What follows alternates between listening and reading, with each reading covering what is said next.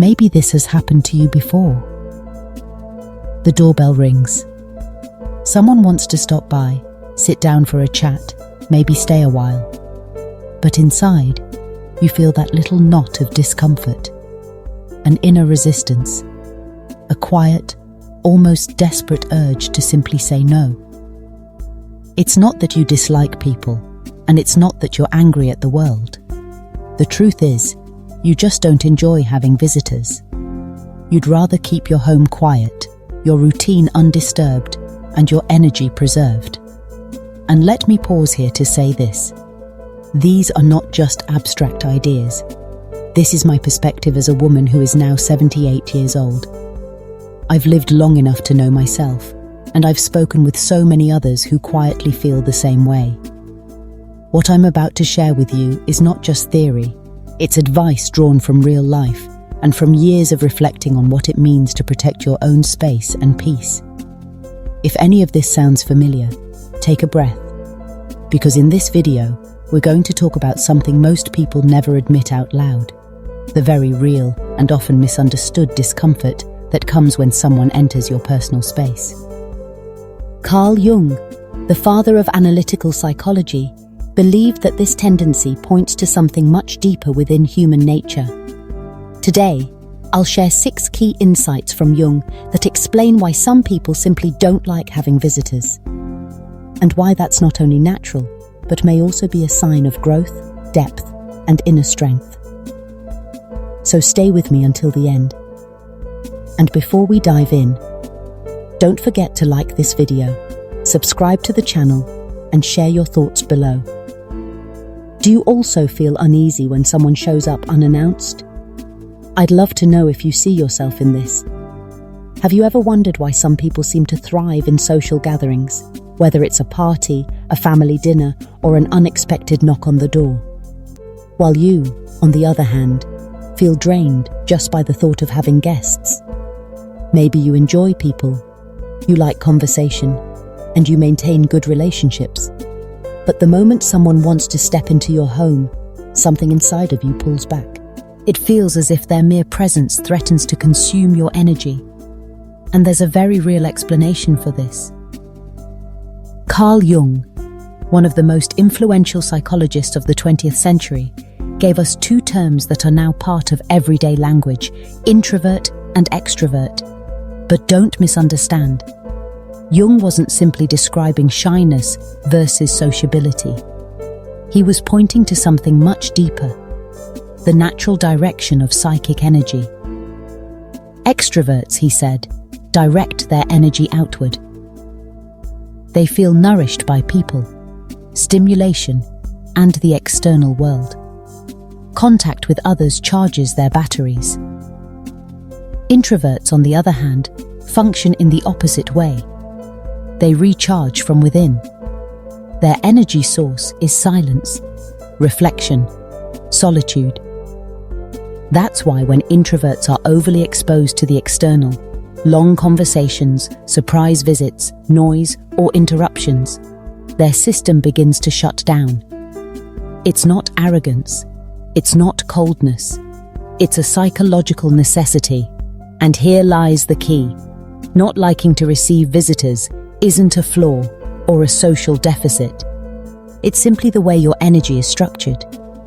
For those who are introverted, and there are many more than you might think, home is not just a physical address, it's sacred space. It's a cocoon where energy is restored, where the psyche regains balance. When someone steps inside, even with love or good intentions, they tug at invisible threads you've been weaving all day long. Just by being there, another person forces you to put on your persona, your social mask. And in that moment, you shift away from your authentic self. That shift is what drains you. It's not dislike. It's not rejection. It's simply the cost of stepping out of your inner sanctuary. Jung emphasized that introversion is not a conscious choice, but rather a disposition of the soul. When you push against it, forcing yourself to entertain, to open the door when you'd rather not, you create conflict inside. You deplete your reserves. People on the outside might misinterpret it. Oh, she's so private. She must not like company. But what they don't see is that what looks like distance is often self-preservation. It's the psyche setting up a shield to protect itself. This shield has a name in Jung's framework, the shadow. And the shadow isn't always about darkness. It's the part of you that holds what you've suppressed. Unprocessed memories, hidden vulnerabilities, old wounds, but also unexplored talents and inner truths. Think about it. Someone rings the doorbell. You open the door, exchange greetings, maybe sit down together. Outwardly, everything is fine. Yet inside, you sense a discomfort that you can't fully explain. Their tone of voice, their body language, or simply their presence touches something unacknowledged in you. What you're feeling is not rudeness, it's the shadow stirring. Jung once said, "What you do not bring to consciousness will appear in your life as fate." Sometimes fate takes the form of repeated irritation or an unexplained heaviness whenever visitors arrive. The unconscious is protecting your integrity by telling you, this space is not ready to be shared right now. But remember, the shadow doesn't just guard pain. It also holds your potential, your creativity, your capacity for wisdom. And solitude is often the place where these hidden gifts quietly unfold. That's why the urge to protect your private space can be a sign of psychological growth rather than a failing. Think about the feeling of relief you get after closing the door behind you at the end of a long day. You set down your bag, slip off your shoes, breathe deeply, and finally let your shoulders relax. That sensation is more than comfort. In Jungian psychology, the home symbolizes the soul itself. It mirrors your inner life. Every part of the house represents an aspect of you. The bedroom reflects intimacy, the kitchen represents nourishment, the basement holds the unconscious, and the attic carries your higher thoughts. The front door, then, is more than wood and hinges. It's the threshold between you and the world, between your energy and the energies of others. When someone crosses that threshold, they don't just bring their body into your space. They bring their stories, their moods, their tension, and their energy. For someone sensitive or introverted, this can be overwhelming. It's not the person themselves. It's what their presence stirs within you. That's why Jung described the home as an inner mirror, not simply a fortress. If your house feels peaceful, something inside you is aligned. If visits leave you unsettled, maybe your psyche is whispering, "This soul is still in process. I'm not ready to open every door," and that's okay. In depth psychology, honoring your boundaries is part of individuation, the lifelong journey toward becoming your authentic self. Protecting your space means protecting your inner world. So if you've ever felt guilty for preferring solitude over visits, understand this. You are not being antisocial. You are respecting the sacred temple where your soul resides. And here's where the real freedom lies. By understanding this dynamic, you can stop apologizing for needing quiet. You can stop forcing yourself to host when your body and mind are begging for rest. Instead, you can embrace solitude as an ally. It doesn't isolate you. It strengthens you. And when you do step back into the social world, you bring more presence, more clarity, and more authenticity.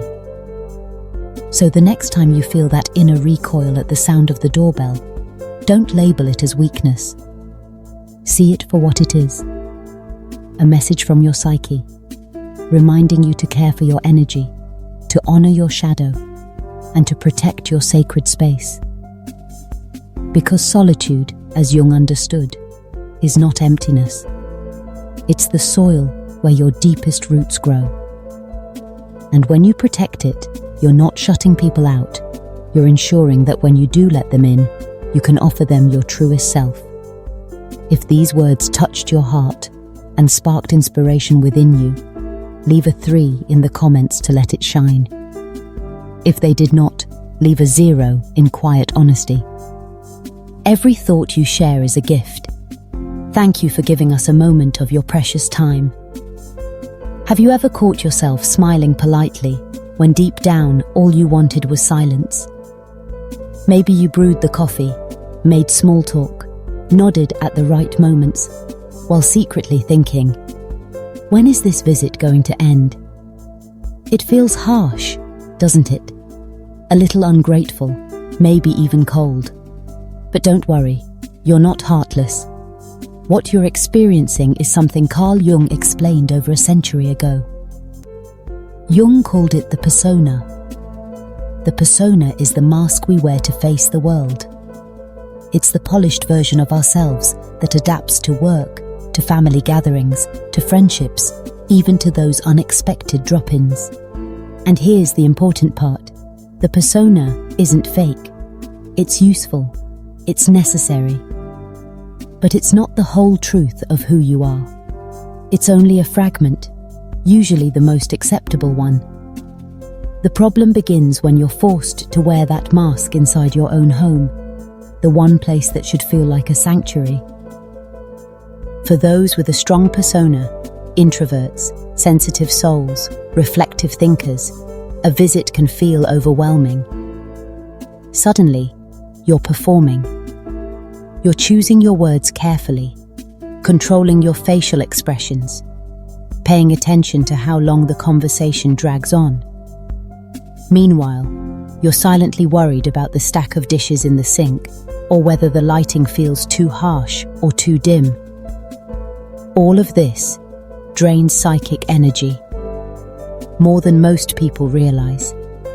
Jung once said, "The persona is necessary. It helps us function in society. But when we mistake the persona for the true self, the soul begins to cry out." Maybe that explains why you sometimes feel such resistance to visitors. It isn't about disliking people. It's about feeling pressured to pretend, to uphold a version of yourself that feels artificial, when what you really crave is peace. The chance to sit barefoot in silence, gazing out the window without needing to entertain. What makes this even heavier is that many people live years like this. They host, they smile, they keep up appearances. And yet, inside, they are utterly exhausted, frustrated, drained, sometimes even resentful. But depth psychology offers a liberating truth.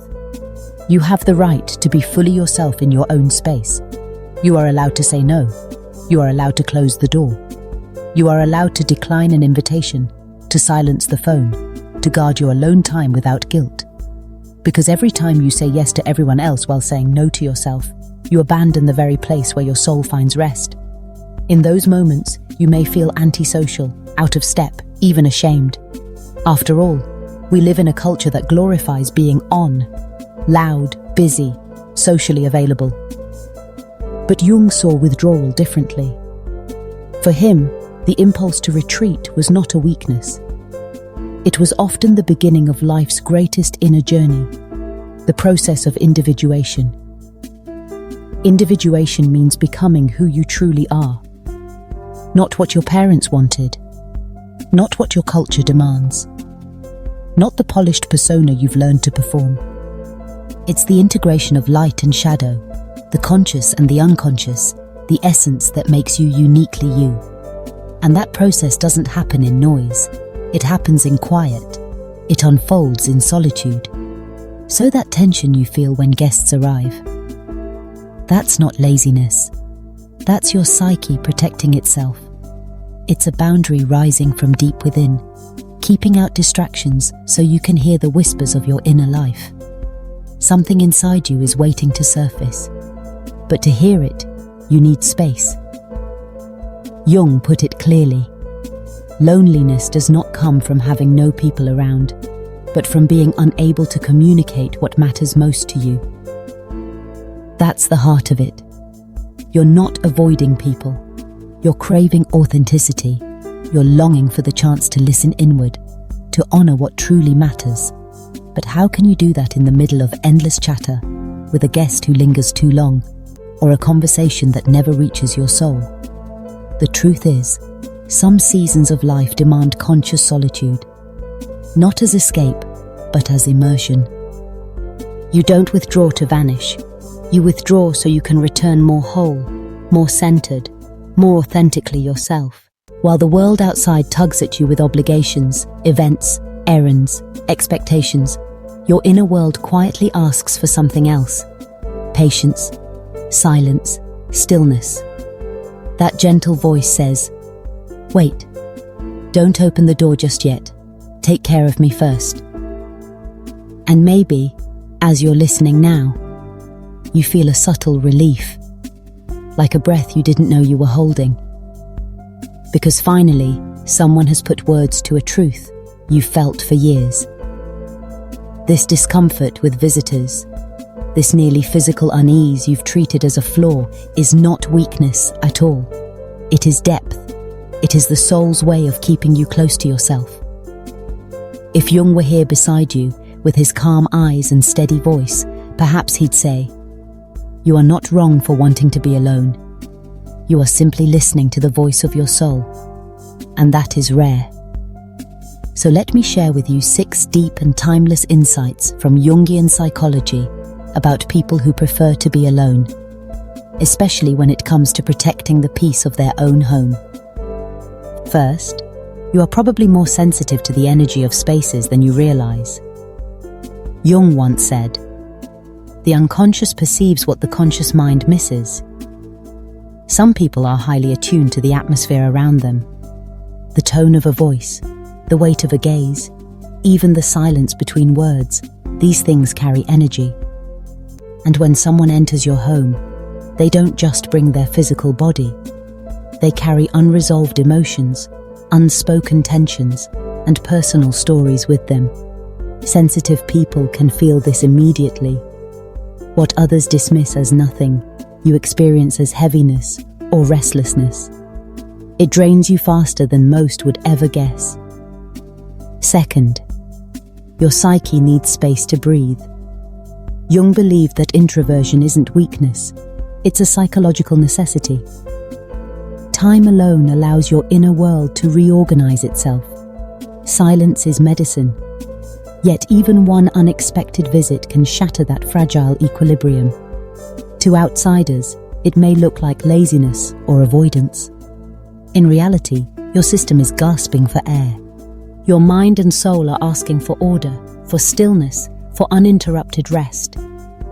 Third, constant social interaction can create distance from your true self. Jung said the authentic self can only emerge in moments of inner stillness.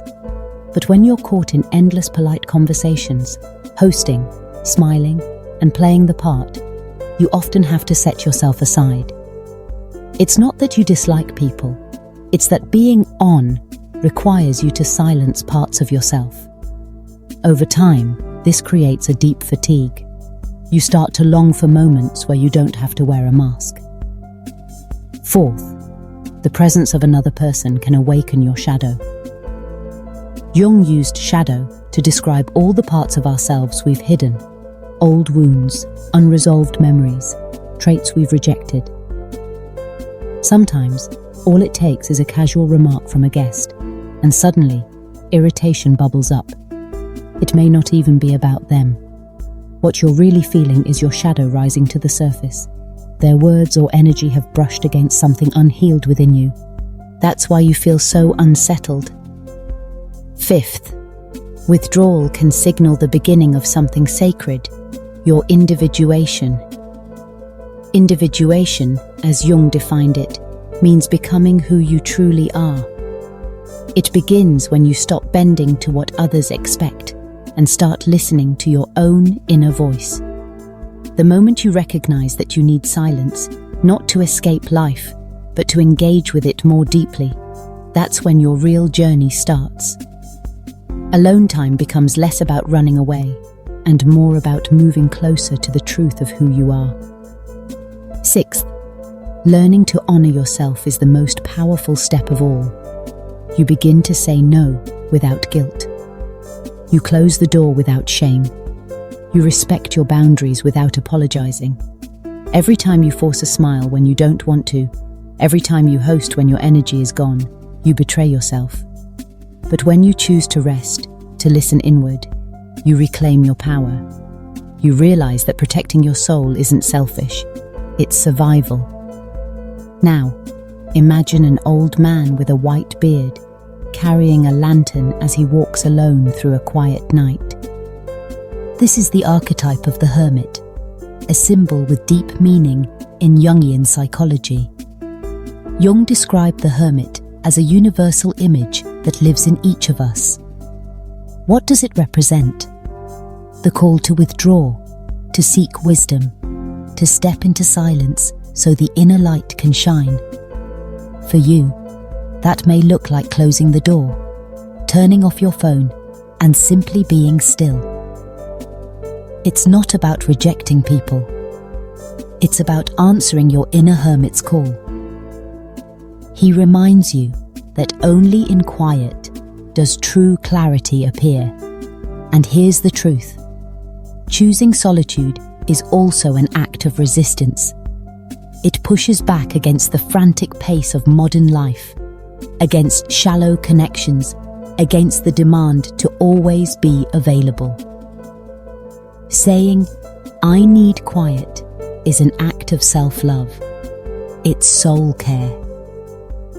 So the next time someone wonders why you don't always want company, remember the hermit within you. He carries a lantern, reminding you that the brightest light often comes only after you've faced the dark.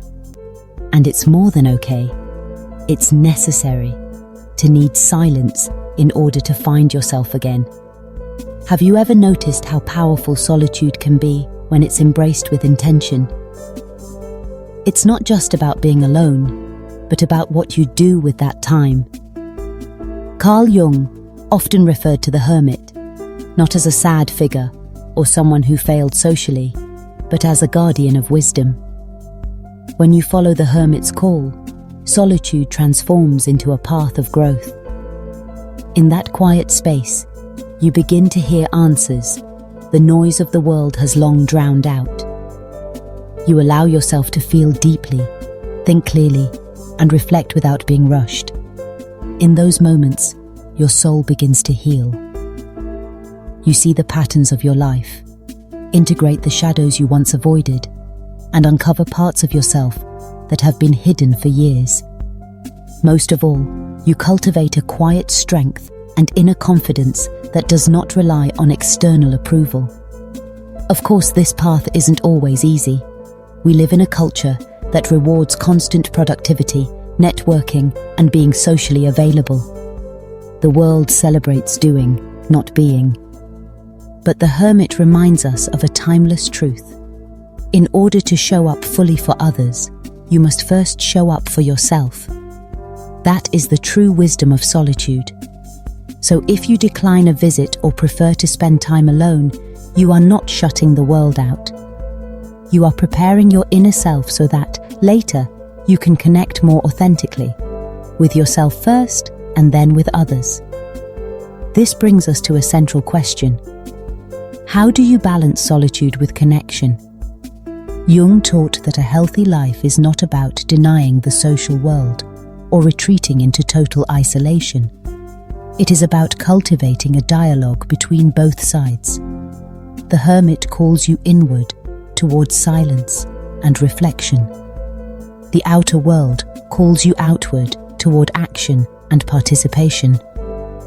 The art lies in honoring your boundaries without locking yourself away completely, and also in refusing to force social engagement when you are not ready inside. This balance becomes a daily practice. It means listening carefully to yourself and communicating clearly with others. You can create personal rituals that protect your quiet time. reading a favorite book, taking a mindful walk, or beginning each morning with stillness. At the same time, you can choose intentional moments to spend with people who truly support you and respect your space. At first, this balance may feel awkward or even selfish, but in reality, it is liberating. And here's the most important part. You don't need to justify it. You owe no explanations to anyone but yourself. Society may misunderstand, but your soul knows what it needs. Jung said it well. Individuation means becoming true to yourself, even when the world demands otherwise. So allow yourself to walk this path. Honor the hermit within you, while also nurturing genuine connections that give life instead of draining it. In doing so, loneliness stops feeling like a burden. It becomes sacred space for renewal and strength. Holding this balance isn't simple. The world is loud, full of demands, and your own inner critic might scold you for needing quiet. But remember this: respecting your boundaries is not selfishness. It is one of the purest forms of self-love. How do you practice it? First, learn to recognize the signals your body and mind give you. Are you tired, restless, irritable? These are not flaws. They are reminders that you need a break. Honor them. Cancel the plan. Turn off your phone, or simply sit in silence. Second, practice clear communication. You don't need to defend or over-explain. A simple, "I need some time for myself today," is enough.